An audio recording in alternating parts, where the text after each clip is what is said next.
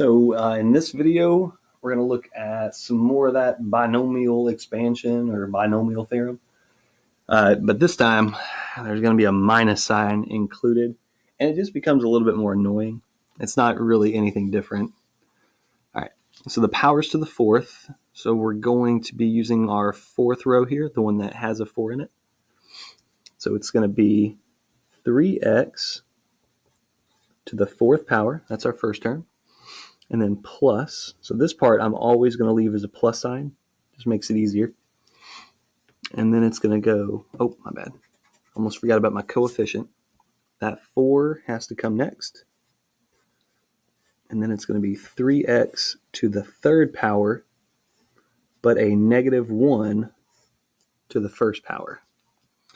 And then it's going to be plus 6 is my coefficient, and it's going to be 3x to the second power, but my negative 1 is going to be to the second power here. And then it's going to be 4. 4 is my coefficient. It's going to be a 3x to the third power. And my negative 1 is going to be to the third power. And then I'm at my last one, which is going to be a negative 1 to the fourth power. Okay. So the important part here is that you write all of these terms. You write the negative 1 or the 3x. You always want to write those in parentheses. Right? It's going to make your life a lot easier when it comes to the next part. All right.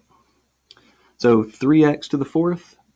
Remember, I can rewrite this as 3 to the fourth and x to the fourth in order to simplify that. So 3 to the fourth, that's equal to 81. So I get 81x to the fourth. Now, we're plussing here. And what you need to look for is on all the terms, you want to look for the negatives. So right here, that's our first negative.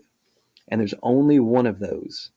So that negative 1 is going to change this plus sign to a minus. All right? And then we'll do the rest of it like normal. 4 times 3 to the third.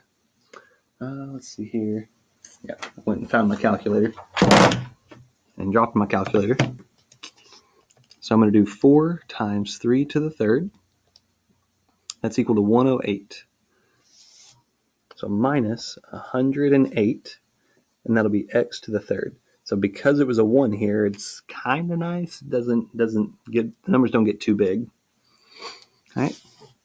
And then for this one, we have a plus sign. I'm going to look for those negatives. Negative, negative, up right there. All right. So there's 2 negatives this time. Negative 1 times negative 1. So it's not going to change my sign.